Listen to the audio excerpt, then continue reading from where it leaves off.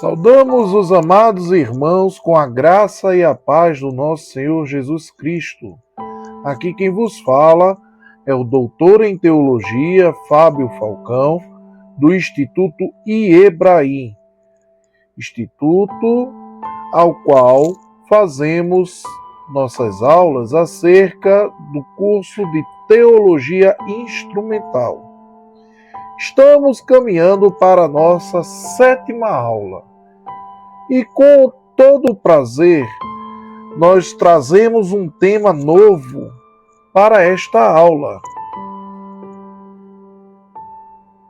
que se encontra, só um instante, na tela.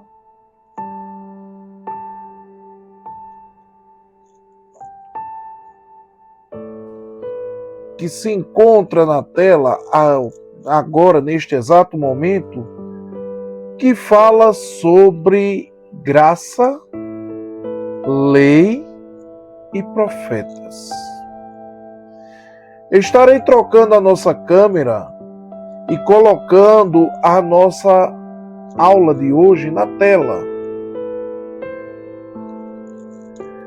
Porém, como de costume, convidamos a todos para iniciarmos com uma oração, para que venha abençoar o nosso entendimento.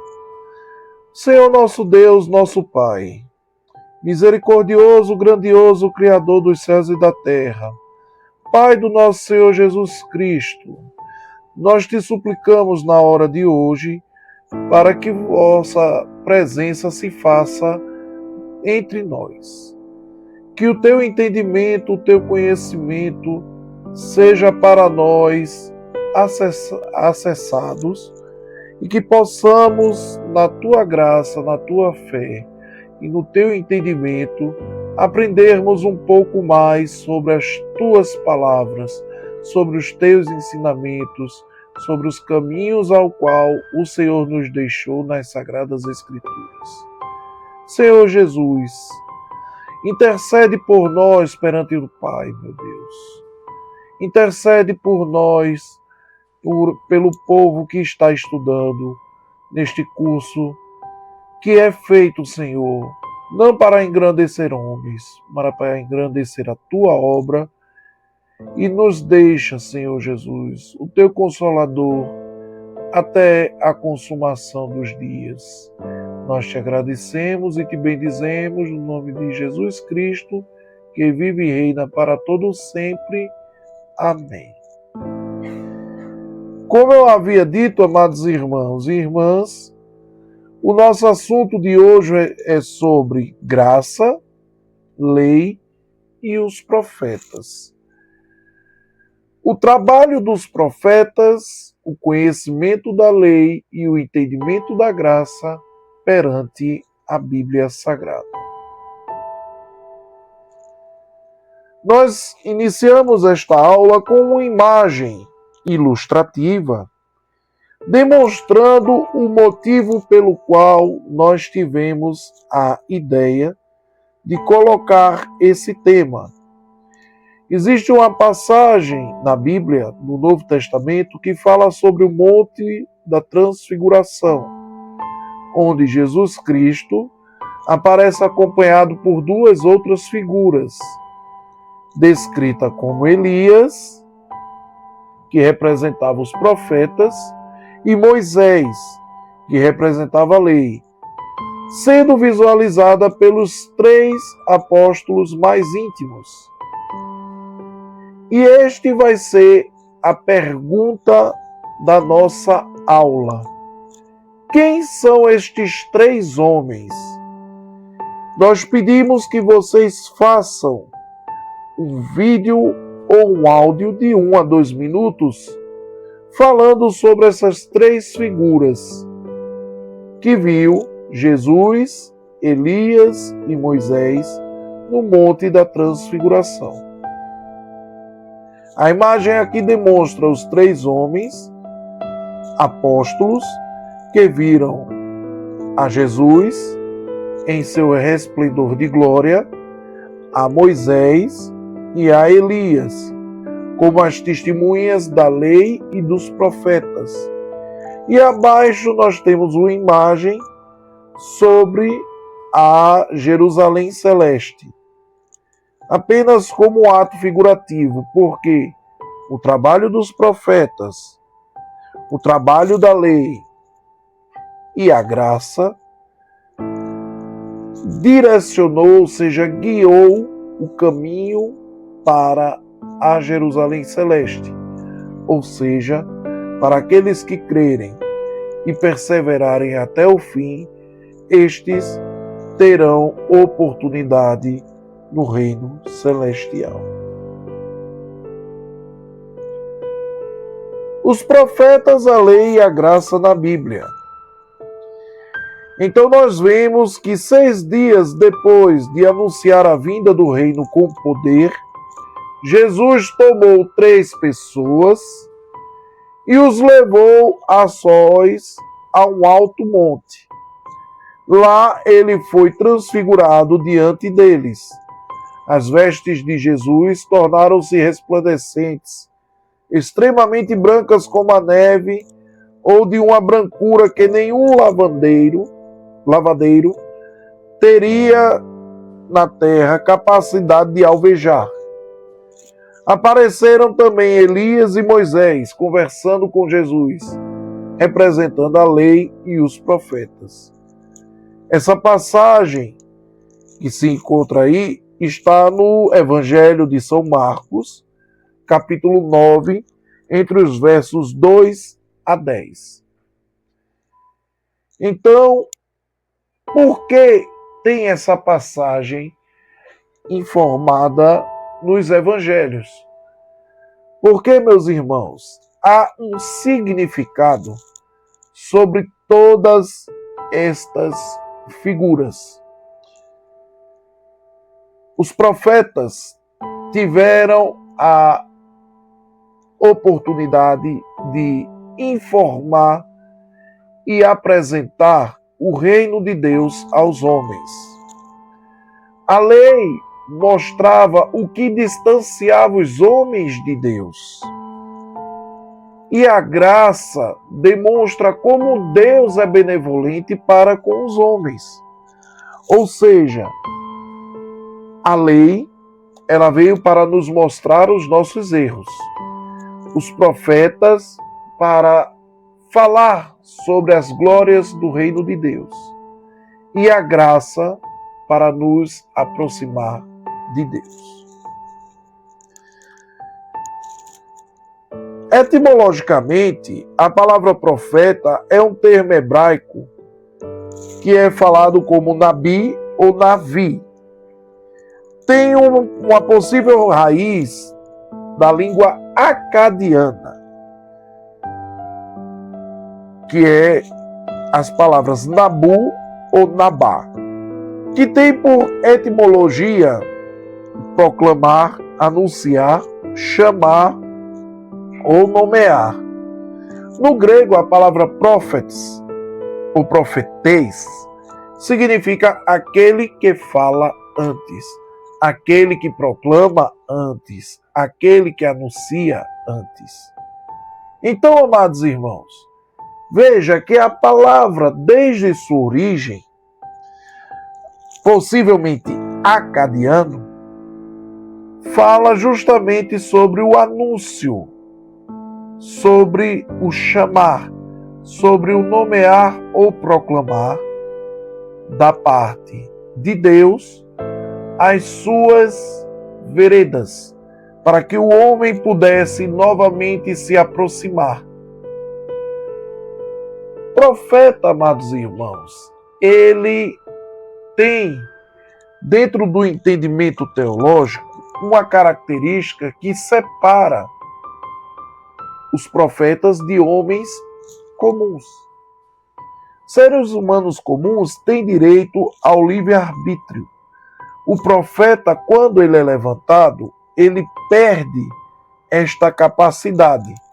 Ele perde o direito, vamos dizer, ao livre-arbítrio. Porque, a partir daquele momento, o profeta ele deixa de ser um mero homem ou uma mera mulher, se for o caso, uma profetisa, e passa a ser um proclamador, um arauto de Deus.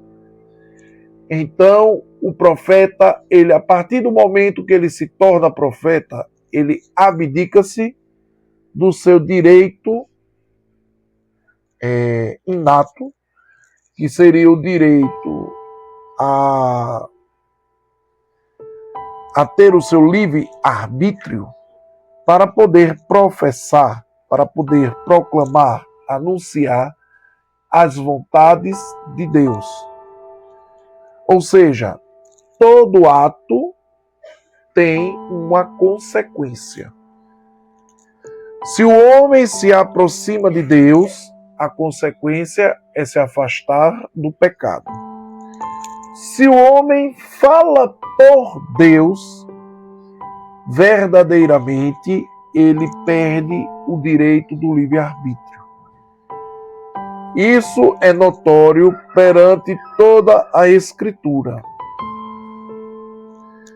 A lei vem da palavra Torá. É um termo hebraico para a lei, dada por Moisés no Monte Sinai. Tem origem no verbo iará, que significa, entre vários termos, atirar, lançar, disparar, apontar, direcionar, ensinar e instruir. A Torá, ela direciona o homem, mostrando as raízes dos seus erros, as raízes do seu pecado.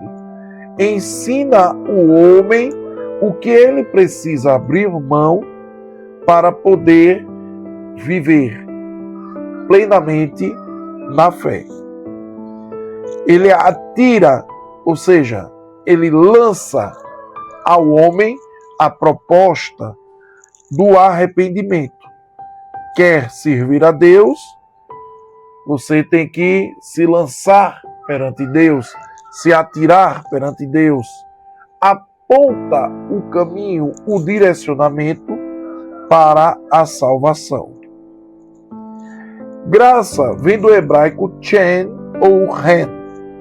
Deriva do verbo chanah, chanã ou chanen, que significa ser gracioso, mostrar favor, ter misericórdia. No grego, a raiz é kairos, ou kairo, que quer traduzido, significa alegrar-se ou regozijar-se. Ou seja, kairos ou shen significa deleite, prazer, alegria.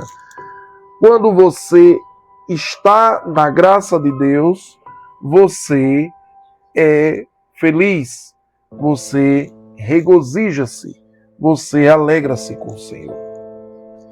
Vemos aqui a imagem do Monte da Transfiguração, onde 3 apóstolos, que é o material de exercício da aula de hoje, para fazer um vídeo ou um áudio de 1 a 2 minutos falando quem são esses 3 personagens e por que eles eram tão próximos de Cristo.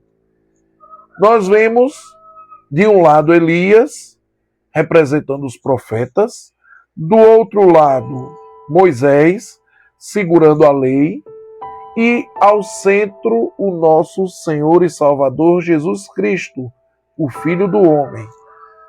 Vejam que seus rostos transcendem a aparência humana. São rostos gloriosos. Isto é uma figura que tenta demonstrar o que realmente aconteceu naquele dia e que teve 3 testemunhas. Mas vamos por parte. Os profetas na Velha Aliança. Quais passagens falam sobre os profetas e quais os entendimentos que nós temos que ter a respeito dos mesmos? O chamado de Deus ao profeta Samuel. Nós vamos ver que em 1 Samuel 3,10 Deus chama várias vezes um menino de nome Samuel. E este menino responde achando que era o seu mestre humano, sendo que era o próprio Deus a chamar o profeta Samuel. Nós vemos também na passagem de 1 Reis 18, 21, Elias confrontando o povo sobre a idolatria e sobre a adoração. Quando Elias confronta, ele pergunta ao povo de Israel: vocês vão servir a Baal ou vocês vão servir ao Deus verdadeiro, Deus vivo? Então ele confronta o povo sobre a idolatria a Baal ou sobre a adoração a Deus. Como é dito no Novo Testamento, que nós não podemos servir a dois senhores, pois agradaremos a um, que normalmente é o pior, e desagradaremos ao outro, que era o certo de ser agradado. Nós temos apenas um Senhor, que é o Senhor dos Senhores, o nosso Senhor Jesus Cristo, na figura do Filho. Nós também vemos a lei como lâmpada para os pés e luz para os nossos caminhos. A lei dita pelos profetas, lá em Salmos 119, 105, é a lâmpada para os pés. Ou seja, muitos profetas, no caso aqui o salmista, nos ensina que a lei estava abrindo o caminho para a graça. Nós vemos que a lei, ela denotava o caminho a ser seguido, o caminho do arrependimento, o caminho da santificação. Então, a lei era a lâmpada para os pés. Ou seja, você enxergando aonde pisa, você não cairia no erro. E luz para o caminho, porque o caminho ia sendo iluminado por meio da lei. A lei prenunciava o nosso Senhor Jesus. O chamado profético para a justiça social e pureza de coração. Isaías, o profeta Isaías, no primeiro capítulo do seu livro, dos versos 16 e 17, nos demonstra que a lei era um chamado profético para a justiça social e a pureza de coração. Era uma preparação. Então, o profeta Isaías exorta o seu povo a analisar as Escrituras e seguir o caminho correto, o caminho justo, o caminho puro, que ia dar mais à frente no nosso Senhor Jesus Cristo. Fazendo um parênteses aqui rápido, uma curiosidade, o livro de Isaías, se vocês analisarem, é uma mini Bíblia, é uma Bíblia dentro da Bíblia. Perdão. Ou seja, é um livro com 66 capítulos, que se fizer uma análise criteriosa, você vê que ela replica o livro de Isaías, replica toda a Bíblia, sendo uma Bíblia dentro da Bíblia, um resumo da Bíblia dentro da Bíblia. A prontidão profética do próprio Isaías, lá em Isaías 6:8, quando Deus falava com Isaías, Isaías dizia: eis-me aqui, envia-me a mim.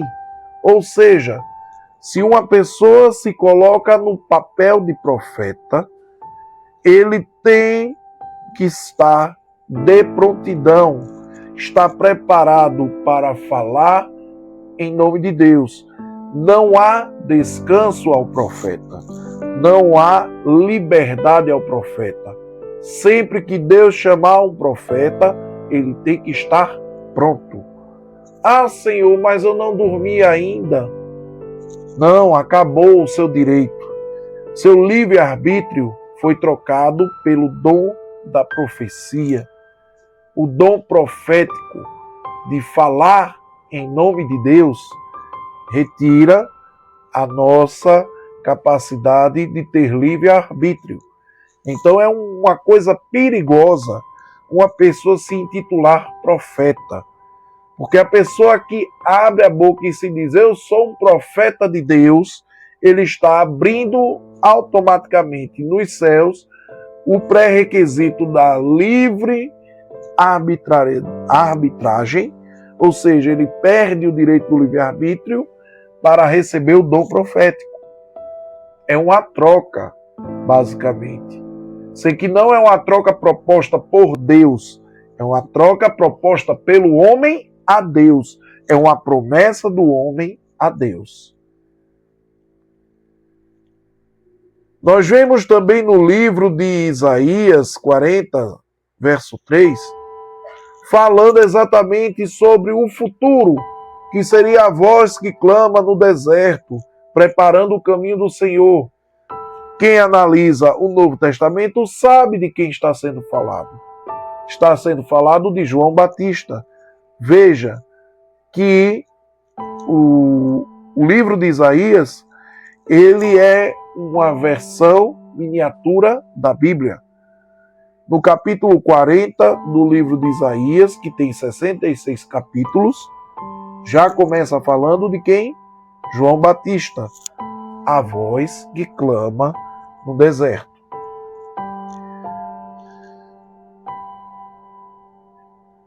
Outra profecia que se encontra no livro de Isaías, a profecia sobre o Messias, sobre Jesus, que carregaria as nossas transgressões em morte de cruz. Então veja, o profeta Isaías, ele preveu todo o processo bíblico, desde a Gênesis até Apocalipse. Então veja que cada passagem dos capítulos de Isaías é uma explicação, é uma conotação de todas as passagens bíblicas. Ele vai narrando fato a fato, desde antes dele, basicamente são 37 livros, até o 37º capítulo vocês vão ver todos os livros do Antigo. Os 26 restantes, os 29 restantes, você vai ver no Novo. Ou seja, 37, a partir do 38º capítulo, a gente já entra no Novo Testamento. No início do Novo Testamento, e vai até Apocalipse, no capítulo 66. Nós vemos também no livro de Jeremias, capítulo 1, verso 5, que o profeta, ele é separado por Deus antes de sair do ventre de sua mãe. Antes dele sair, ele já é santificado, ele já é preparado e dado como profeta, dado como um porta-voz dos céus. Então veja, Deus, ele é tão soberano, Deus é tão maravilhoso, tão grandioso, que ele já prepara o profeta antes. Quando o ser humano se coloca na posição de profeta, ele está abdicando do seu livre-arbítrio. Eu repito, abdicou do seu livre-arbítrio para ser profeta. Isso não quer dizer que Deus vai lhe dar o dom de profecia. Você pode começar a profetizar em nome de outra figura. E é aí onde está o erro. É aí onde está o perigo. Nós, como cristãos, certo? Não devemos agir de impulso humano, pela vontade e pelo desejo, que toda ação implica em um resultado, bom ou ruim. Mas Deus me entregou uma profecia. Verdadeiramente Deus entregando a profecia, repasse-a, entregue-a. Isso, Deus não tirou o dom da profecia do mundo. Eu não sou cessacionista, que acredita que os dons cessaram. Eu sou continuista. Eu acredito que os dons continuam. Agora, nós temos que pedir prova de Deus se verdadeiramente aquela informação provém dos céus. E como é que eu faço? Pergunta no teu íntimo, pede uma prova, pede uma confirmação da parte de Deus. Não verbaliza, age com sabedoria. Satanás não tem acesso à nossa mente. Todo profeta, ele tem uma compulsão divina de anunciar a mensagem. É uma vontade que vem do seu íntimo. É uma vontade superior à própria vontade. É como se fosse fogo no osso. Como é dito em Jeremias 20, versículo 9. Mesmo sobre perseguição, mesmo sobre aflição, o profeta não se cala. O profeta verdadeiro, ele tem que entregar. Ele é obrigado a entregar, porque ele não tem livre-arbítrio. Quem decide o que o profeta fala é Deus. Agora, se o profeta é um profeta não de profecias, mas de profetada, aí é outra pessoa que não é Deus que está agindo sobre esta vida. Então, repito, pessoas crentes, pessoas cristãs, cuidado com profecias, porque pode ser profetadas. Você pode estar falando pela boca de Deus, mas pode também estar falando pela boca de Deus com D minúsculo, que a gente conhece como o rival de nossas vidas. A promessa de uma nova aliança, por meio da graça, é entregue por Jeremias, onde a lei, ou seja, os mandamentos de Deus, estariam na tábua de carne. Nós vamos ver que no Novo Testamento, Jesus confirma, por meio dele e de seus apóstolos, quem ama a Cristo, guarda as suas palavras no seu íntimo. Ou seja, guarda a aliança antiga no coração, faz tudo para não pecar contra Deus, ou seja, não abandona a lei, apenas cumpre a lei, imitando ao nosso Senhor Jesus, que é o prenunciador da graça dos céus. O profeta em prontidão de sentinela. O profeta sempre está em atalaia, responsável por avisar o povo. Mas isso vai custar minha liberdade. Profeta de verdade cumpre. Profeta de verdade não teme a morte. Profeta de verdade só fala a verdade que vem do trono de Deus. Ezequiel 3,17. O profeta sempre está atento aos sinais. O profeta está sempre atento à verdade. O profeta sempre está atento à voz de Deus. O profeta fica em atalaia. Mas eu queria ter o dom da profecia. Quer ter o dom da profecia? Profetiza o que está escrito. Porque profetizar também é ensinar.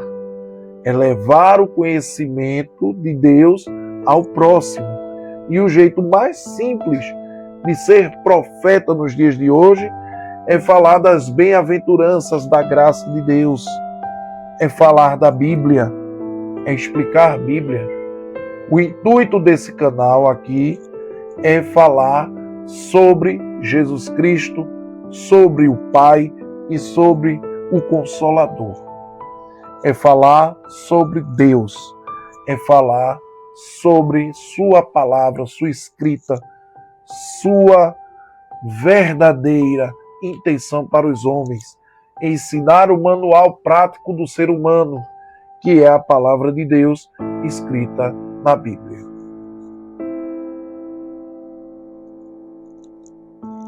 O Senhor não faz coisa alguma sem revelar o seu segredo aos profetas. Nós vemos isso no livro de Amós, capítulo 3, verso 7. Deus sempre revela aos seus profetas a verdade. Ele não vai fazer uma catástrofe sem avisar. Ele não vai levar ao fim do mundo sem avisar. Ele vai avisar as pessoas. Nós vemos no Novo Testamento: os velhos sonharão e os novos falarão. Nós vemos que a Bíblia nos exorta a estarmos atentos. Atentos ao quê, Fábio? Primeiro, a Sagrada Escritura, porque lá está toda a informação precisa. E segundo, aos sinais. Os sinais que Deus deixou nas suas Sagradas Escrituras. A gente analisa a Bíblia e olha para o tempo. Analisa a Bíblia e olha para o tempo. A gente vive a palavra no mundo. Nós analisamos as Escrituras e vivemos a palavra. Se vivermos a palavra, somos salvos. Se não vivermos a palavra, estamos condenados. A postura do profeta em sua torre de vigia, esperando a resposta de Deus. Abacuque 2:1. Todo profeta está em atenção ao que Deus diz, sendo que ele fica atento no céu e fica atento na terra. Para quê, Fábio? Para avisar ao seu próximo. Então, no seu momento de atenção à palavra de Deus, você vigia a Bíblia, você analisa as Escrituras e avisa ao povo: olha, arrependa-se, olhe, volte-se para o Senhor, venha para o lado certo, abandone seus costumes, abandone suas manias, seus vícios. Vamos nos atentar a Deus, vamos buscar a face de Deus, vamos nos arrepender. Isso é o que a Bíblia diz. A postura do profeta em sua torre de vigia. Onde é a torre de vigia do profeta? Na terra. O homem está na torre, ou seja, está no alto. Ele está conectado aos céus, mas ele está vigiando o quê? A terra. Então ele vigia a terra a partir dos céus. Como é que o homem faz isso? Analisando as Escrituras.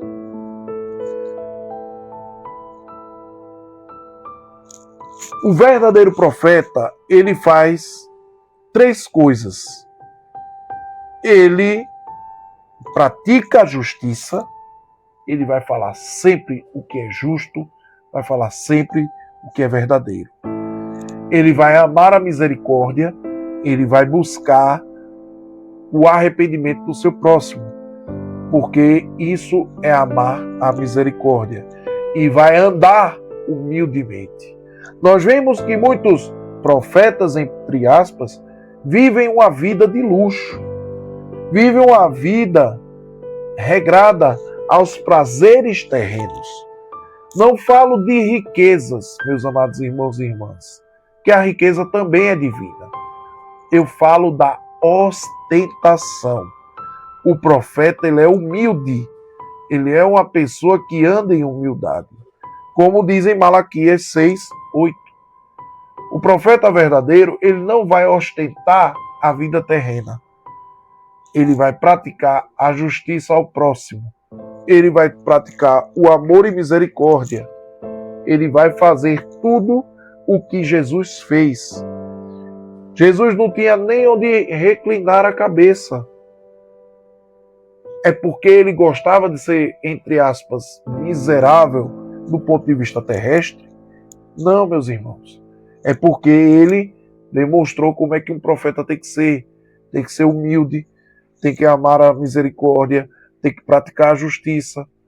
Se você tem o dom de cura, vê alguém doente, ora a Deus e intercede pelaquela pessoa. Se você tem o dom de ensinar, faça como eu. Leve a palavra de Deus ao próximo. Estou fazendo aqui no YouTube, mas eu faço também na minha vida cotidiana. Quem tem acesso a mim conhece. Eu sempre levo a palavra de Deus ao meu próximo. Eu uso meus dons que Deus me deu para levar conhecimento a toda criatura. Não o conhecimento da terra, mas o conhecimento de Deus. Nessa imagem, meus amados irmãos, vemos o profeta falando com o povo, apontando que o caminho da salvação é os céus, que o caminho é analisar as Escrituras. Nós vemos que do lado inferior esquerdo da imagem tem alguém observando um texto e observando o profeta falar. Nós vemos que do lado direito dele há um jovem segurando um texto. Atrás dele, um homem maduro, ou seja, todo profeta verdadeiramente que se coloca à disposição da palavra, fala de acordo com as Escrituras. E todo aquele que observa o profeta falar, analisa as Escrituras para ver se o profeta é de Deus ou não. Então, amados irmãos, analise as Escrituras, faça análise do que o profeta fala, retenha o que é bom. O que não for útil, descarte. Ah, mas ele foi tão convincente. Satanás é convincente. Então, amados irmãos, o que não provém da palavra de Deus é anátema, é maldito. O profeta verdadeiro, o profeta de Cristo, o profeta de Deus, ele vai falar o que está nas Escrituras. O que sair disto é anátema. Os profetas na nova aliança. E tinha, Fábio, profetas? Tinha sim. Por exemplo, o próprio Jesus se fez profeta em muitos momentos. A fala profética de Jesus sobre o cumprimento e a renovação e a não revogação da lei. Jesus não veio para revogar a lei. Ele veio para confirmar a lei, para dar crédito à lei. Mateus 5,17 nos mostra que Jesus não veio para revogar, ele veio para cumprir a lei. E hoje, Fábio, a lei é válida? Sim, porque todos os decretos de Deus são infalíveis. Eles não falem, ou seja, eles não se acabam, eles não perdem o poder. A questão é que todas as leis, as 613 mitzvahs, oh meu Deus, as 613 ordenanças do Antigo Testamento, né? Mitzvah, acho que é assim que se pronuncia. Agora eu estou um pouco confuso com relação à pronúncia. Elas se cumpriram na pessoa de Jesus Cristo. Ah, então não preciso mais. Precisa. Sem que você tem que entender o funcionamento da lei sobre a pessoa de Jesus. Jesus é o Cordeiro perfeito, então ele cumpriu todos os sacrifícios. Então bora lá. Umas 200 a 300 regras do Antigo Testamento já foram cumpridas. Aí fica mais ou menos metade, 40% a 50%. Então tem coisas que a gente não deve fazer. Por exemplo, não assassinarás. Eu não vou matar o meu próximo de forma desnecessária, a não ser que isso ameace minha vida e a vida da minha família. E tem que ser uma ameaça verdadeira. Tem que ser no ato da tentativa. Então eu, em defesa, eu posso matar. Mas eu não posso assassinar porque eu acho que o irmão está premeditando. Entendem a diferença? Guardar-se em castidade, por exemplo. Ser casto até o casamento é uma ordenança dentro da lei. Mas eu tenho que manter a castidade até plenamente? Não. Eu vou fazer conforme o que Deus nos ensinou. Não fazer imagem ou escultura para prestar culto. Então eu não posso fazer uma pintura? Pode, desde que você não preste culto à pintura. Desde que você não viva em função da pintura. Eu não posso fazer uma escultura? Pode. Desde que você não preste nem deixe ninguém prestar culto àquela escultura. Então, amados irmãos, a lei é até simples de se entender e de se praticar. Agora, o homem, ele, pela tendência pecaminosa, às vezes erra. E como é que faz para corrigir? É aí onde entra Jesus Cristo. Arrependa-se, negue a esta vontade, vai e não peques mais. Você tem consciência, ou seja, a cruz que você vai carregar é a consciência de que você pecou e que você, toda vez que estiver perto de pecar, você se lembra desse pecado e não peca mais. Então é carregar essa cruz, persistir até o final, até o Calvário. O Calvário espiritual do homem é resistir de toda forma ao inimigo. Então você resistir até o fim, Deus vai te beneficiar com a coroa, que é a graça. Jesus define João Batista como marco. Não é marco nome de pessoa, é como um ponto. Pois todos os profetas e a lei profetizaram até João. Uma pessoa para ser profeta depois de João é recebendo o dom da profecia. Não é para todo mundo. É só para alguns escolhidos por tempo limitado. É aí onde está a característica. Se a pessoa entrega uma profecia ou outra, vamos dizer, em um ano, fazendo um exercício de futurologia, vamos dizer que a pessoa, de janeiro de 2026, do dia 1 ao dia 31 de dezembro, fez 5 profecias em momentos distintos, né? 4, 3, 10. Essa pessoa pode ter o dom de profecia. Agora, uma pessoa que faz constantes profecias, como se ela fosse mesmo um profeta estilo Antigo Testamento, e a maioria dessas profecias não se cumprem ou se cumprem de forma dúbia, então, amados irmãos, a gente sabe que essa pessoa tem a tendência a ser um falso profeta. O dom da profecia existe. Qual é o principal dom da profecia? Professar. O que é professar? Ensinar. Ensinar o que? As Sagradas Escrituras.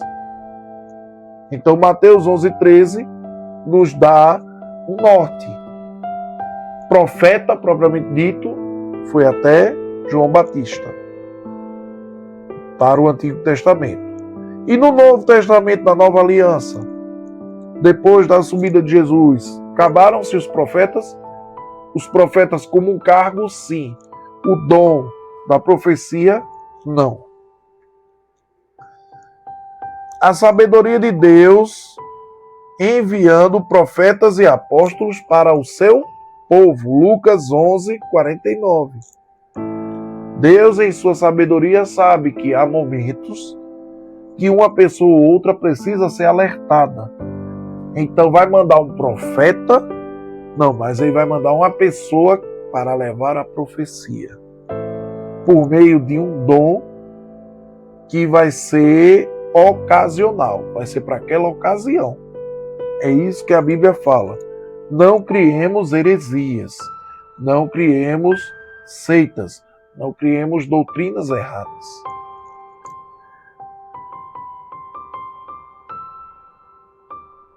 Veja que em Atos dos Apóstolos, capítulo 11, versos 27 e 28, profetas que desceram de Jerusalém como Ágabo para avisar sobre a fome futura. Ou seja, há um motivo que era a fome futura. Ágabo, dentro de Atos dos Apóstolos, capítulo 11, foi instruído por Deus para entregar esta informação ao povo. E não para ele ficar profetizando sobre inúmeras coisas. Veja que é bem focal. É algo temporário. É perigoso aquele que fica profetizando como se botasse vírgula numa redação. Uma redação pode ter 1000 vírgulas. Mas será que essas 1000 vírgulas serão válidas para o texto? É isso que nós temos que fazer essa analogia. Pensar no excesso. As coisas dentro do dom de profecia são focais. A lista de líderes na igreja de Antioquia. Havia profetas e mestres.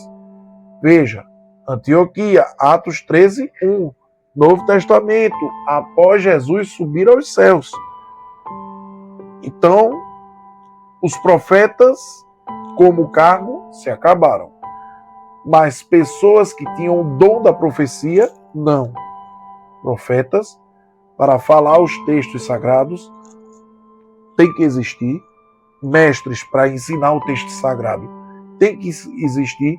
E em momentos oportunos, ordenados por Deus, pessoas com o dom da profecia vão profetizar sobre riscos futuros ao povo de Deus.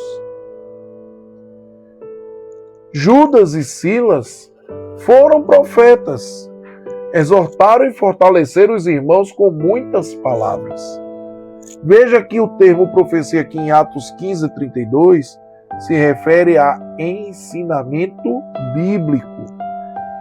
Então, Judas e Silas, sendo profetas, sendo professores. As pessoas às vezes não alinham a informação à verdadeira causa. Então, nessa passagem de Atos 15, 32, a função ali era ensino por meio da exortação do povo, utilizando as Sagradas Escrituras. Menção às 4 filhas de Filipe, o evangelista, que profetizavam. Aí essas 4 meninas tinham o dom profético. Mas elas viviam falando sobre coisas futuras? Não. Elas, em muitos momentos, elas ensinavam, e em momentos específicos, Deus permitia que elas vislumbrassem o futuro e avisavam o povo sobre os perigos. Então, por exemplo, sobre a perseguição de Roma, elas tinham insights, ou seja, elas tinham visões rápidas de que a guarda pretoriana iria atacar um grupo na igreja. Então, uma delas ia lá e avisava: olha, saiam daqui que vocês vão ser atacados. E por eles saberem que elas eram meninas que tinham dons proféticos, as pessoas ficavam atentas e conseguiam escapar da armadilha da perseguição. A hierarquia dos dons: primeiramente apóstolos, em segundo lugar profetas. O ato de ser apóstolo é o ato de ensinar sobre as divinas escrituras, sobre o entendimento da palavra de Deus. Então, o apostolado era um dom mais importante do que o da profecia, quando se diz revelações de coisas futuras ou de coisas desconhecidas. Então, 1 Coríntios 12, 28, nos exorta a entender que, primeiro, o ensino da palavra é muito mais importante do que a profecia. A profecia faz parte, mas ensinar ao povo sobre a verdade da Bíblia é muito mais importante. A finalidade, o que profetiza, fala aos homens para edificação, exortação e consolação. Uma pessoa que é tido como profeta, ele tem que falar coisas que primeiramente edifiquem a pessoa. Então a pessoa sendo edificada é uma coisa boa do profeta. Exortar, o que é exortar? Corrigir as falhas, corrigir os erros. Então é importante que a pessoa se edifique na fé, que corrija as suas falhas e que os console do pecado. O consolo. Como é que faz-se um consolo? Então, amados irmãos, o que vai ser edificado, ele vai ficar com aquela dúvida, mas e esse pecado aqui que eu cometia antes, que eu não quero mais cometer, vai me pesar? Aí, o profeta, a pessoa com o dom da profecia, vai lá e consola, diz, olha, teus pecados, se tu verdadeiramente se arrependeste, foi jogado no mar do esquecimento. Nosso Senhor Jesus Cristo morreu por esses pecados. Se tu verdadeiramente se arrepende, vai e não peques mais. Isso é uma função profética, de acordo com 1 Coríntios 14, 3. Deus falou pelos profetas, mas agora fala pelo próprio Filho. Veja, Hebreus 1, do versos 1 e 2. Depois de Jesus, a função dos profetas se encerrou. A gente não precisa de mais textos bíblicos ou de informações vindas do céu, porque tudo se selou com o nosso Senhor Jesus. Tudo foi concluído com o nosso Senhor Jesus. Então, Deus falou pelos profetas. Falou. E os profetas anunciavam quem? A vinda do Filho do Homem. Quem é o Filho do Homem? Emmanuel. Ou seja, Deus conosco. Quem é Deus conosco? Jesus Cristo. Então, aquele que está com Jesus Cristo já está sobre a informação, sobre o caminho que a pessoa deve seguir. Os profetas prediziam aquele que mostraria o caminho. Agora nós já temos o conhecimento do caminho, não precisamos mais de outras informações. A igreja é edificada sobre o fundamento dos apóstolos e dos profetas. Os profetas falaram sobre Jesus Cristo. Os apóstolos ensinam sobre o que Jesus ensinou a eles. Então, Efésios 2:20 diz que nós temos que estar alicerçado pelos ensinos dos apóstolos e pelo que os profetas predizeram, que é Jesus. Os apóstolos ensinam sobre Jesus Cristo e os profetas mostram que Jesus é verdadeiramente o Filho de Deus.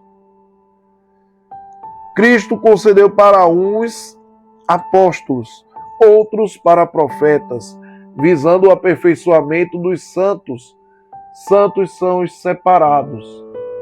Santos são as pessoas, de acordo com Efésios 4:11, que Cristo separou uns para apóstolos, ou seja, uns para ensino das Sagradas Escrituras e outros para falar sobre as Sagradas Escrituras. Para que aqueles que ouvem e aprendem sejam edificados, aperfeiçoados no caminho correto de Cristo Jesus. Nós vemos aqui João Batista, aquela passagem do batismo, é uma figura ilustrativa, amados irmãos.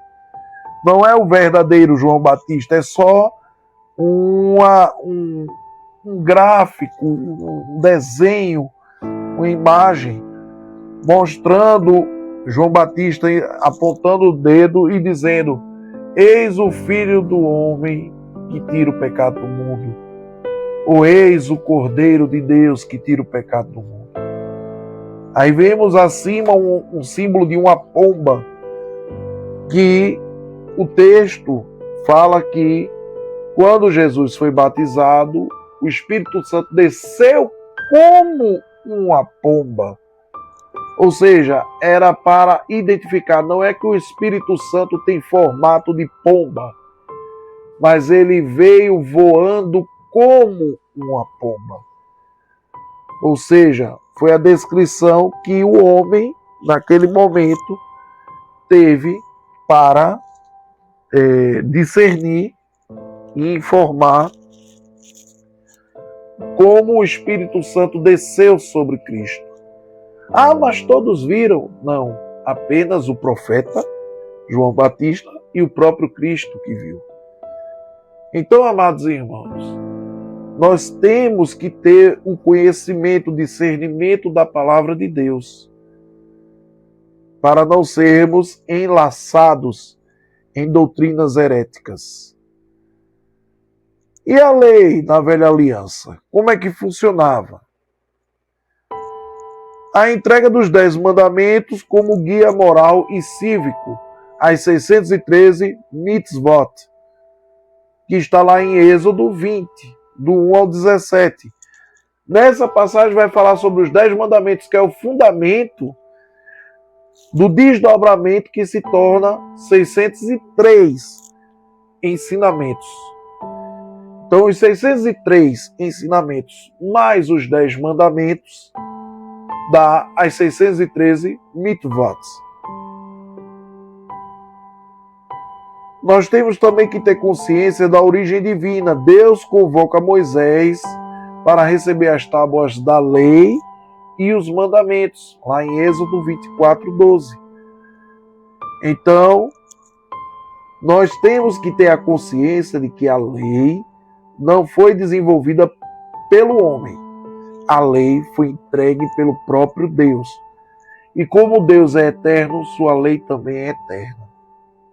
Agora, o cumprimento dessa lei se deu na pessoa de Jesus Cristo. E ele deixou um resumo. Veja aqui. Deus Pai entregou 10 mandamentos. O homem fez 603 entendimentos sobre esses mandamentos. Juntamente com Moisés. Moisés foi fazendo, vamos dizer, uma digestão dos 10 mandamentos e deixando bem esclarecido como é que funcionam esses 10 mandamentos na prática. E Jesus veio e disse: olha, resume isso tudo em 2. De 613 para 2. Amar a Deus sobre todas as coisas e amar o teu próximo como a ti mesmo. Então, se eu amo o meu próximo como a mim mesmo, eu não me assassinaria. Eu não me roubaria. Eu não desejaria a mulher do meu próximo se esse próximo fosse eu. Eu não desejaria que outro desejasse minha mulher, ou minhas coisas, minhas posses. Porque esse mandamento não fala somente, especificamente, do companheiro ou companheira da pessoa. Se for uma mulher, do seu companheiro. Se for um homem, da sua companheira. Mas fala também dos seus bens, ou seja, das suas posses, suas fazendas, seus animais, seus transportes, seus alimentos e por aí vai. O chamado central, sede santos, porque eu sou santo. Êxodo 19:2. Se nós queremos ter com Deus e no céu não entra pecado, nós queremos ter uma aliança, nós queremos viver com Deus eternamente, nós temos que nos santificar, nos separar do mundo, nos separar do pecado, para que possamos ser santo como Ele é. O Shema. O que é Shema, Fábio? Shema é ouvir. Atenção, Israel. Tem uma música em hebraico que é Shema Israel, Adonai Eloheinu, Adonai Erra. Ouça Israel, nosso Deus é único, nosso Deus é um. Então vejam, o Shema, ou seja, a atenção a Deus. A essência da lei é o amor integral a Deus. Nós temos que estar atentos nisso. Que a essência da lei é amar a Deus sobre todas as coisas e transmitir isso à nossa próxima geração e amar ao próximo como a nós mesmos. Então nós temos que levar ao nosso próximo, seja parente ou seja uma pessoa que não é parente nosso, um conhecimento sobre o amor de Deus, sobre a essência do amor integral de Deus. O amor de Deus não é parcial, ele é integral. Ele é pleno, ele é completo. Como diz Deuteronômio 6, do 4 ao 9. A lei como escolha. A lei não é uma imposição, é uma escolha. Lembra do livre-arbítrio? Então, se eu escolho atender à lei, eu guardo os mandamentos. Para quê? Para escolher a vida e a bênção de Deus. A vida com Deus e a bênção dele enquanto eu estiver aqui na terra. Como diz Deuteronômios 30, do 15 ao 16. Nós somos livres para escolhermos Deus ou o diabo. Só essas duas opções. Não há coluna do meio. Eu estou em dúvida se eu sirvo a Deus ou vivo no mundo, se eu me alegro com o mundo. Se você está nessa dúvida, tenha certeza, você está excluindo Deus. Porque Deus é integral. Então, se Ele é integral, Ele quer integralmente você. A salvação é para todos, meus irmãos, mas nem todos se fazem aptos a escolher a Deus. Se fazem aptos a guardar os seus mandamentos, a escolher a vida plena com Ele, escolher a bênção dele. Nós temos que meditar na lei, não é feito por feito budistas, shintoístas, não é isso. Meditar na lei. O que é a lei? A palavra de Deus. A palavra de Deus é como a chave para o sucesso e a sabedoria no agir. É como uma chave que abre, que destranca. Destranca o quê? O que o pecado trancou. O que o pecado nos impediu de ter acesso. Então veja, meditar na lei, como diz Josué, capítulo 1, verso 8. Ter atenção na palavra de Deus, analisar as Escrituras, tentar aplicar as Escrituras na tua vida prática. É a chave para o sucesso. Quer ser bem-sucedido em tudo que você faz? Medita na palavra de Deus. Aí você, meditando na palavra de Deus, você vai saber como agir nas horas certas. Como procurar a brecha que Deus abre. Deus abre uma brecha enorme, mas o pecado, ele cria uma parede de folhas, ou de ramos, de espinhos. Sei que mesmo pelo pecado, tentando fechar ao máximo, quando você analisa a palavra de Deus, o espaço que Deus deixa aberto, você encontra brechas. E você cruza a barreira de espinhos e alcança o sucesso, alcança a sabedoria do agir. Como Josué 1:8. A leitura pública da lei trazendo entendimento e arrependimento ao povo.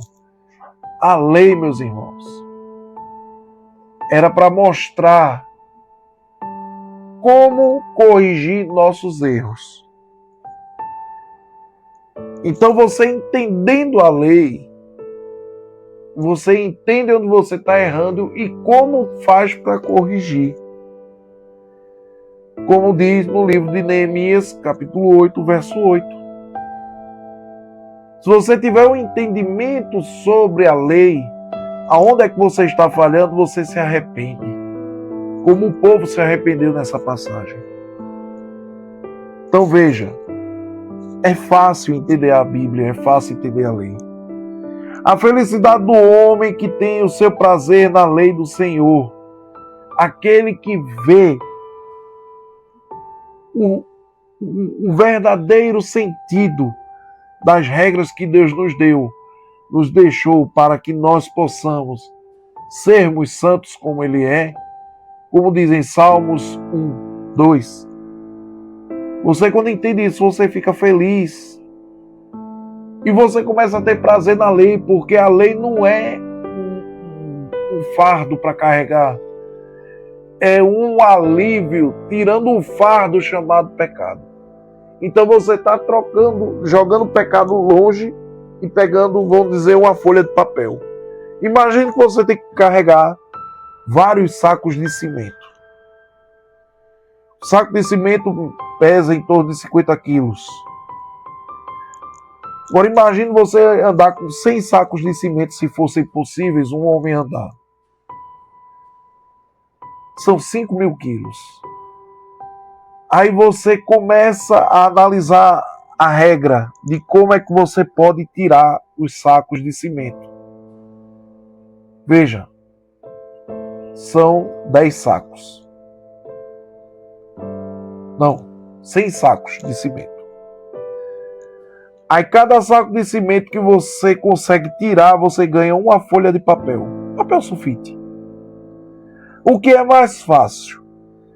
Carregar 100 sacos de cimento ou carregar 100 folhas de papel ofício?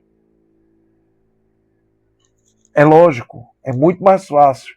Então quem estava carregando peso e começa a trocar esse peso por algo mais leve, começa a ficar feliz. Estava irritado, estava estressado, mas aí começa a aliviar. E você vai ficando feliz. E vai tendo prazer.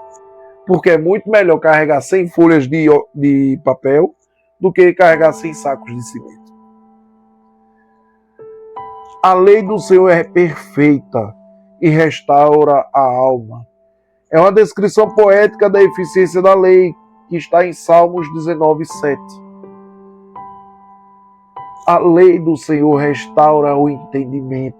Você analisar as Escrituras, você começa a pensar nas coisas do mundo de forma mais coerente. A lei como proteção interna, guardei no meu coração para não pecar contra ti. Salmo 119, 11. O ser humano que analisa a lei e guarda no seu coração, ele não peca contra o Senhor e alivia os seus fardos. Então veja como é lindo o entendimento da palavra de Deus. O mandamento é como lâmpada e a lei é como luz. Lembra que eu falei lâmpada para os meus pés e luz para o meu caminho? Provérbios 6, 23. Confirma o que os salmos dizem. Deus afirma que deu suas leis para que por elas o homem vivesse. Se o homem começa a se afastar do pecado, ele começa a viver melhor. E ele começa a encontrar o caminho para a vida eterna. Ezequiel 20, 11. Aí nós vemos aí uma imagem de Moisés no monte, recebendo as palavras de Deus e o povo aguardando ele lá embaixo. Sem que a gente sabe o que aconteceu nessa passagem. E a lei na nova aliança, como é que fica? A fala profética de Jesus sobre o cumprimento e a não revogação da lei. Deus mandou seu Filho unigênito não para revogar a lei, mas para cumpri-la. Mateus capítulo 1, versos 22 e 23. Jesus afirma que não veio revogar a lei, mas cumpri-la. Mateus 5, 17. Quando os fariseus perguntam a Jesus, Jesus diz que veio para cumprir. Jesus afirma que muitos profetas desejaram ver o que os discípulos estavam vendo. Por que, meus irmãos, os profetas apontavam para Jesus sem vê-lo? E os discípulos tiveram a oportunidade de vê-lo pessoalmente, como está escrito em Mateus 13:17. Jesus explica a sua própria missão, começando por Moisés e passando por todos os profetas. Lucas 24, do 25 ao 27. Jesus explica toda a sua missão pela lei e pelos profetas. Por isso que é o nome do nosso estudo. Profetas, leis e graça. Filipe anuncia: achamos aquele de quem Moisés escreveu na lei, a quem se referiram os profetas. João 1,45. Veja que Filipe, o discípulo, ele diz que achou exatamente quem os profetas e a lei indicavam. Pedro explica que Deus cumpriu o que havia anunciado pela boca de todos os seus profetas. Atos 3,18. Pedro aí nesse momento já tinha o entendimento que Jesus era o Filho do Homem, era o Messias. Dele todos os profetas dão testemunho de que todo o que nele crê recebe o perdão. Atos 10:43. Paulo afirma que o Evangelho foi prometido antes pelos profetas nas Santas Escrituras. Romanos 1:2. Paulo era um exímio estudioso, um doutor na teologia. E ele tinha o melhor mestre, Gamaliel, que era o Rabã, o primeiro que recebeu esse título. Era o mestre dos mestres, de acordo com os fariseus. E veja, era um homem que chamou a atenção de Gamaliel, ainda jovem. E ele tinha um entendimento helenístico, ou seja, grego, da filosofia, do entendimento, da razão da época, e ele tinha o conhecimento da Taná e dos outros livros judaicos, como o Talmud, por exemplo. E ele chegou à conclusão: Jesus é o que a Taná falava e anunciava. A lei mostra o pecado, a graça justifica o pecador. Ou seja, a lei diz onde é o pecado e como corrigir. A graça, por meio do Senhor Jesus Cristo, justifica, resolve o problema do pecador. Romanos 3, do 20 ao 24. Paulo defende que a lei em si é santa, justa e boa. Romanos 7, 12. Mas é a graça que supera a lei. Porque a graça justifica a lei. A graça justifica o pecado. A galeria da fé, citando profetas que, pela fé, conquistaram reinos e fecharam bocas de leões. Nós vemos que em Hebreus 11, 32 e 33, o escritor da carta aos Hebreus diz que toda a galeria da fé estava apontando para Jesus Cristo. Profetas conquistaram reinos e fecharam bocas de leões. Mas Jesus venceu o que nenhum profeta venceu, que foi a morte e o pecado.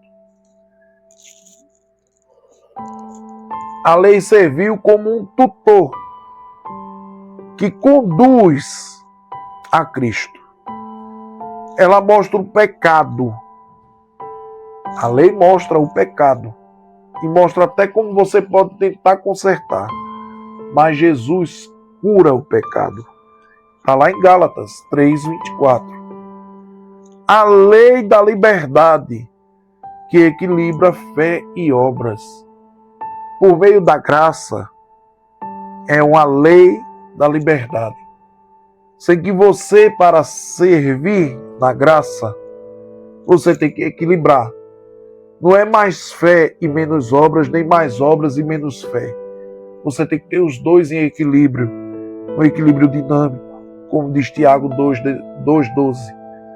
Ou seja, você dosando obras e fé, dentro das Sagradas Escrituras você alcança a graça. Pedro explica que os profetas indagaram sobre a graça que nos seria dada. Os profetas já anunciaram, antes de Jesus, que viria alguém que resolveria todos os problemas por meio da graça. Eles já apontavam para a graça, como diz em 1 Pedro 1:10, e que a graça nos seria derramada. Você for examinar, está lá em Isaías, por exemplo. A base da profecia. Homens falaram da parte de Deus, movidos pelo Espírito Santo. Então, o profeta era uma espécie de dom, sendo que ele trocava o livre-arbítrio pela capacidade de ser profeta. Com a graça, nós temos acesso a profecias por meio da análise das Escrituras, e de vez em quando nós temos um insight dos céus para apresentar ao homem alguma informação relevante sobre Deus, para edificar a pessoa, para corrigir a pessoa ou para consolar a pessoa. Sendo que não é mais um ofício, como era o ofício de profeta. Então, 2 Pedro 1, versículos 20 e 21, fala exatamente sobre a base da profecia. Homens falaram da parte de Deus, movidos pelo Espírito Santo. Hoje os homens falam, movidos pelo Espírito Santo, falam da parte de Deus, quando Deus acha necessário. E você não abre a mão do livre-arbítrio, a não ser que você diga que é profeta. Aí você está caindo no erro. Aqui vemos um fariseu lendo a lei na época de Jesus, pregando sobre a lei, e o povo ouvia o pregador.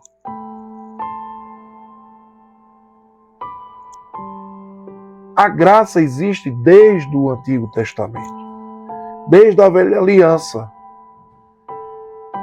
O primeiro sacrifício feito depois do pecado de Adão e Eva, que foi o pecado original, que algumas religiões, algumas doutrinas dizem que é o pecado pela relação sexual, e não é. É o pecado, é desobediência. Deus faz o sacrifício, o primeiro sacrifício lá em Gênesis 3:21. Não é à toa que é dito que Jesus é o Cordeiro perfeito que foi sacrificado desde o início dos tempos. Esse Cordeiro é uma alusão, é uma teofania do que iria acontecer com Jesus Cristo. E Deus faz vestimentas para Adão e Eva com as peles para cobrir as suas vergonhas. Então, a graça acompanha desde Gênesis, desde Bereshit, pós-queda do homem, e vai até a consumação dos tempos. Então, a graça está presente no Antigo Testamento, não é só a lei. Noé achou graça aos olhos do Senhor em meio ao julgamento. Gênesis 6:8 diz que Deus viu bondade no coração de Noé e poupou Noé e sua família. Então ali em Gênesis 6:8, Deus, por meio de sua sabedoria inimaginável, concedeu graça antes mesmo da lei. Muitos milhares de anos antes da lei. Deus concede sua presença a Moisés porque nele achou graça aos seus olhos. Êxodo 33:17. Antes da lei, Deus abençoou Moisés com sua presença. Moisés clama pela graça de Deus quando solicita as segundas tábuas da lei, para que o povo, em Êxodo 34:6 e 7, não fosse fulminado. Moisés clama a Deus, pedindo que ele tenha misericórdia, e Deus concede misericórdia ao povo, por meio da súplica de Moisés. Moisés ali foi uma espécie de, entre aspas, protótipo temporário de Jesus, intercedendo pelo povo, em meio ao pecado da adoração do bezerro de ouro. A bênção sacerdotal: o Senhor tem a graça de ti, como é descrito em Números 6, 24 ao 26. A bênção sacerdotal era uma forma da expressão da graça no Antigo Testamento. Davi, sendo um protótipo de Cristo, concedeu graça a Mefibosete. É um reflexo da graça de Deus para com o indigno. Mefibosete era aleijado. Mefibosete era rejeitado. Lá em 2 Samuel 9 ao 7. 9, verso 7. Mefibosete, teoricamente, se Davi não tivesse piedade para com ele, ele seria um inútil rejeitado pelo povo. Mas Davi concedeu a graça dele viver no palácio. Por um pequeno momento se manifestou a graça, permitindo que o remanescente voltasse. Esdras 9, verso 8.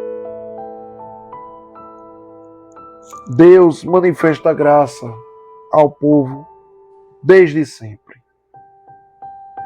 Deus não nos trata conforme os nossos pecados. Ele nos trata pelo que Ele entende que nós somos. Isso é a definição pura de graça. Salmo 130, do 8 ao 10. Piedoso e benigno é o Senhor, sofredor e de grande misericórdia. Salmo 145, verso 8. A piedade de Deus e a benignidade de Deus é uma expressão da graça.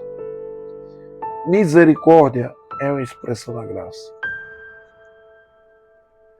O Senhor espera o momento de ter graça de vocês. Ele anseia por ter compaixão. Veja que Isaías 30, verso 18, já era o prelúdio da vinda de Jesus, que o Senhor espera o momento de ter graça com o povo, que Ele anseia em dar compaixão ao povo.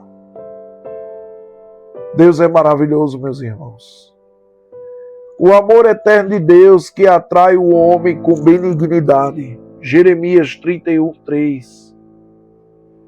O homem se atrai a Deus, busca a Deus por conta do seu amor eterno e da sua benignidade. A causa de não sermos consumidos são as misericórdias do Senhor que se renova sobre nós. Lamentações de Jeremias 3, do 22 ao 23. Nós não somos consumidos pelo pecado porque Deus tem misericórdia de nós e renova suas dádivas dioturnamente. O profeta reconhece que Deus é misericordioso, tardio em irar-se e grande a benignidade.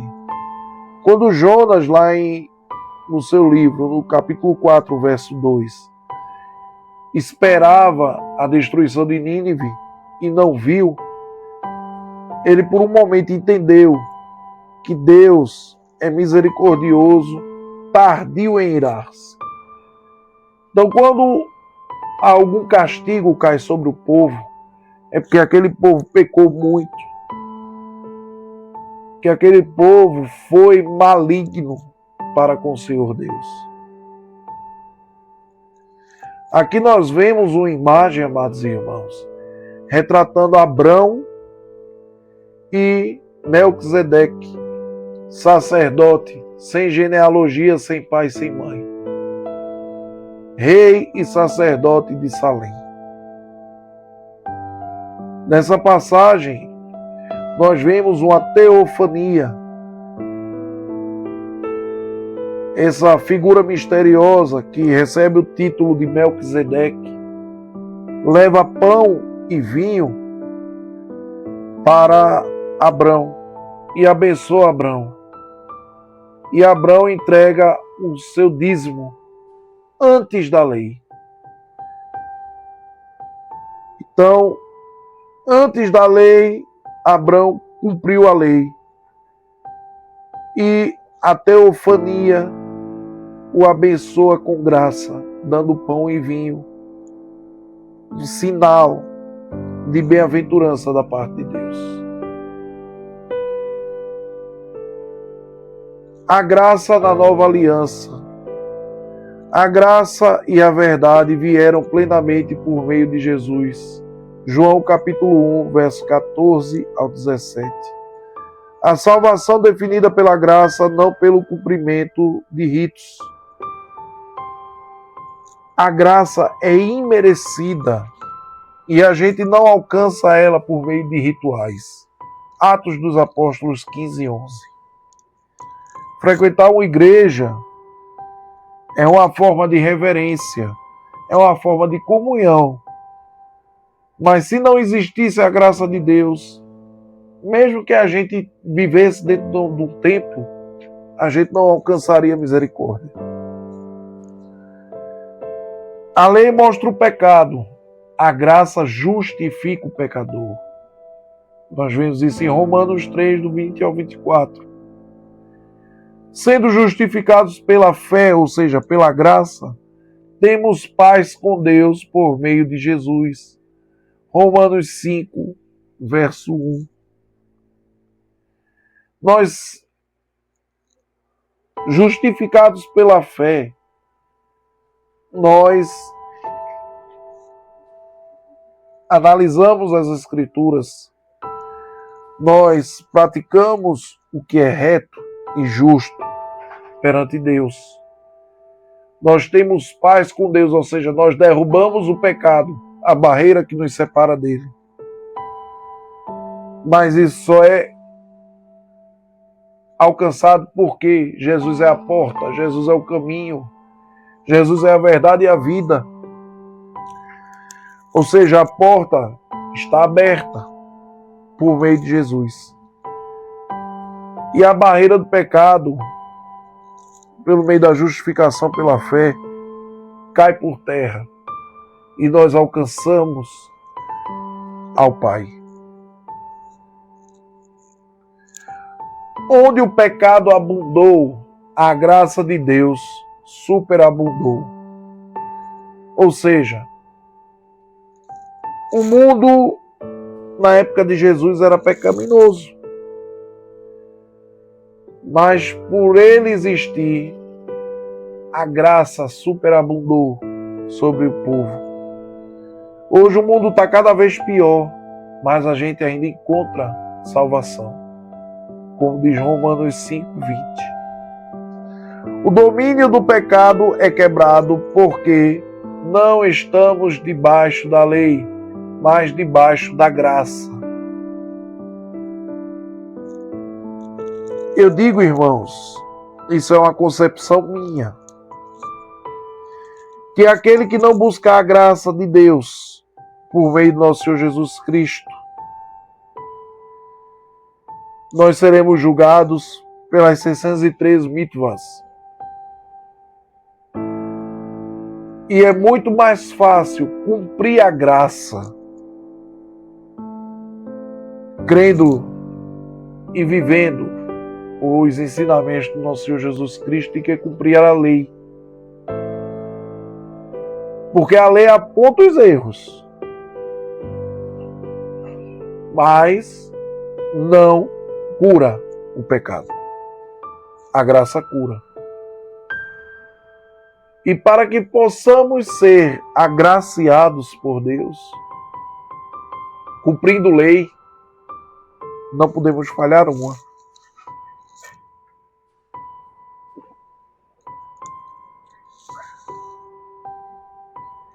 Então nós temos a graça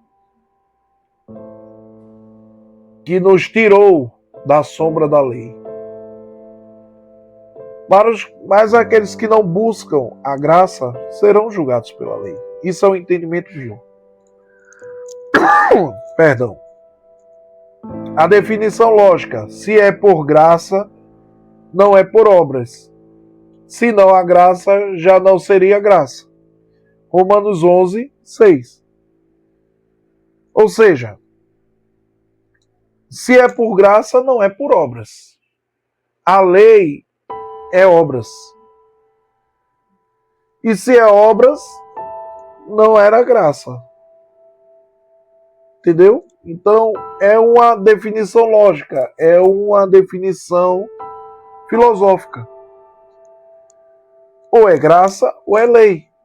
Tem pessoas, tem religiões que diz que precisamos cumprir algumas coisas da lei mosaica.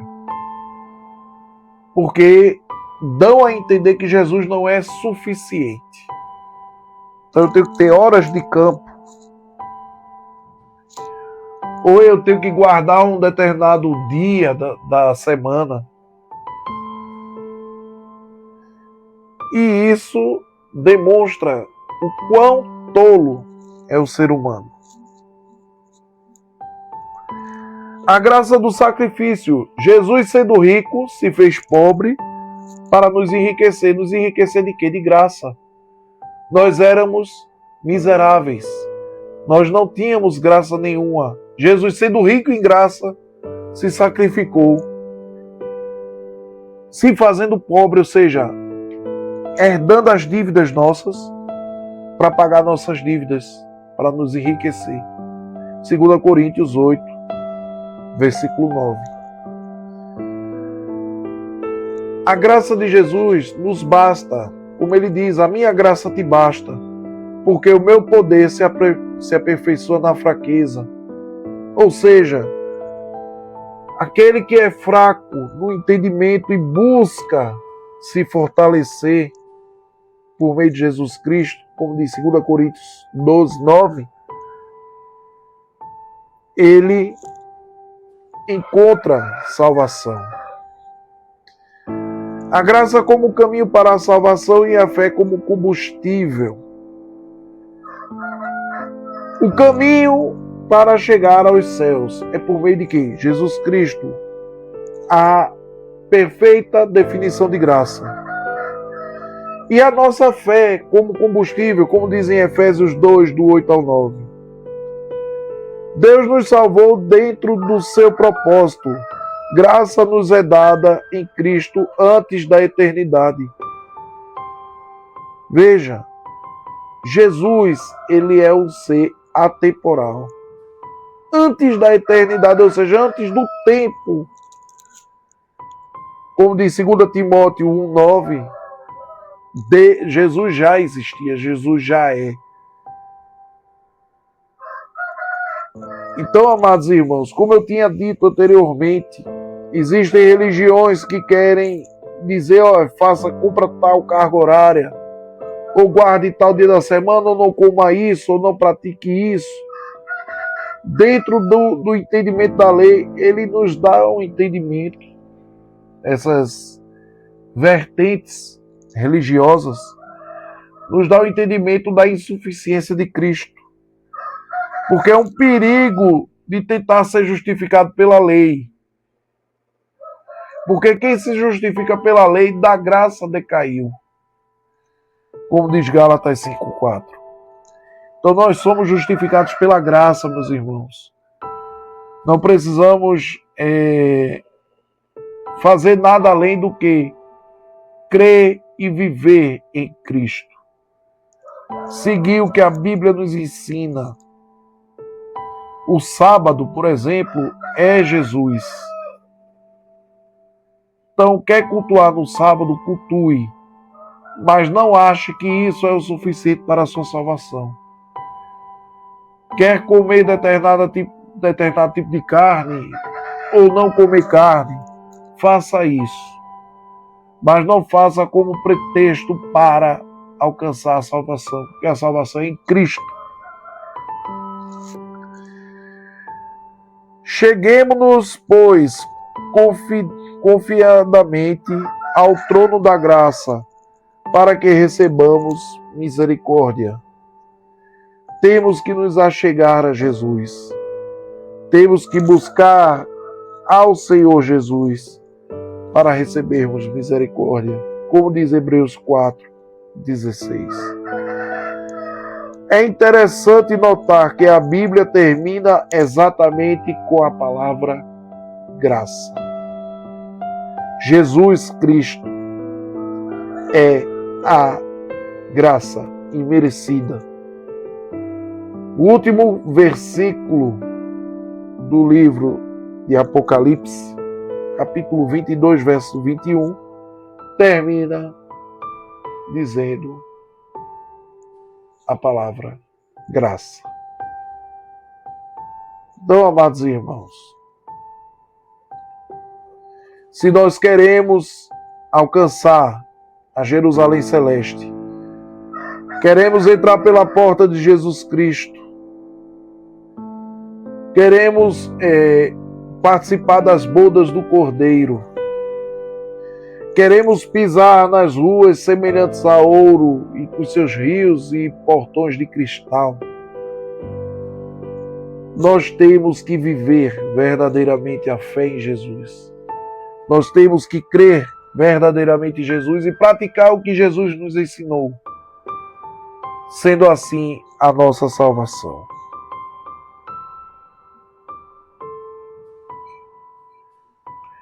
Deus abençoe a todos vocês.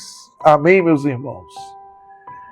Eu peço a vocês, meus queridos, que curtam o nosso canal, nossos vídeos, assistam todos os vídeos, comentem, digam qualquer coisa, deixem um amém, deixem um glória a Deus, um aleluia, deixem uma opinião. Compartilhe nosso vídeo para outras pessoas. Leve essas informações sobre Jesus. Levem esse entendimento, esse conhecimento. Se inscrevam no nosso canal. E nós aguardamos vocês no nosso próximo momento teológico.